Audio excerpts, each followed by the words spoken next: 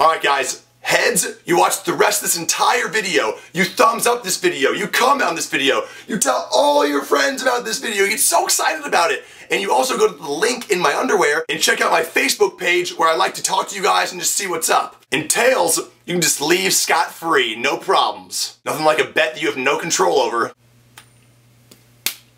Fuck, we're gonna have to do this again. What do you watch when you're on the web? Ironing my underwear. It's funny, smart, and exceptionally well read. Ironing my underwear.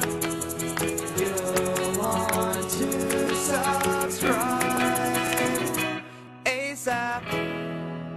Alright guys, so this is Olive Scarred Me. Now really quick, can I just be the first one to put this out there? I can never really trust someone who just likes to eat olives whole. A whole green olive with like the red pit shoved inside. It's like the most disgusting, stinky, slimy smelling food out there. Ugh, it just grosses me out thinking about it right now. But my hatred for olives doesn't just come from their taste. My hatred for olives comes from what happened last summer in one of my jobs. Now last summer, one of my buddies asked me if I wanted to make some money. Of course I do. I will do anything to make money because I have none of it. I'm like a rapper. I've got my well, obviously I'm not like a rapper. I've got my mind on my money and I have my money on my mind. If I had it, I'd be thinking about it. And so it showed up and it's like some family friends own this company in Iowa and the name of the company is Rain Barrels, Iowa. So right off the bat, I feel like I'm kind of doing something good, you know, because they take these big barrels and recycle them and turn them into rain barrels where you can collect rain and then you can use that rain to water your plants, to wash your car, and just be more sustainable so you're not wasting water. And so all we were doing was for a couple hours unloading these huge barrels out of a semi-truck and bringing them into their place. So that day we worked our asses off, we worked for a couple hours,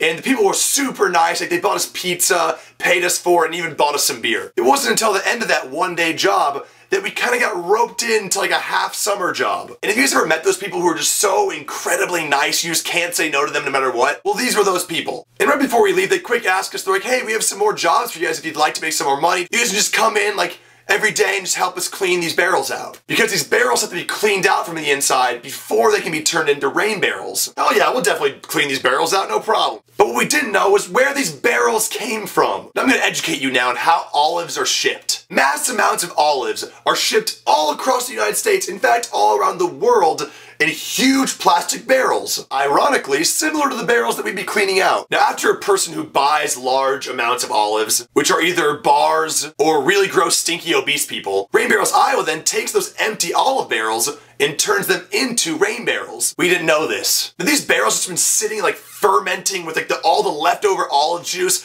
and crappy leftover smushed olives at the bottom and just basking in the crazy hot summer sun. The heat just making this barrel turn into a sauna of stinky olive juice and just a vat of disgusting smells and thoughts, and it's literally the most disgusting thing you'd ever smell when you twist open the top of the barrel and look inside. It looks like a pile of wet, hot dog diarrhea and some olives. So our job was to open these barrels up and just fist out these leftover olives, just bare knuckle, bring them out, throw them and recycle those olives, then get inside where all the juices are and just by hand scrub the insides of these just gnarly barrels. All it took was like standing next to a barrel and you were ruined for the rest of the day. And eventually we decided to try to power wash the insides of the barrels, which ended up backfiring because you power wash it and everything sprays back up in your face. There's nothing that could wash up the stink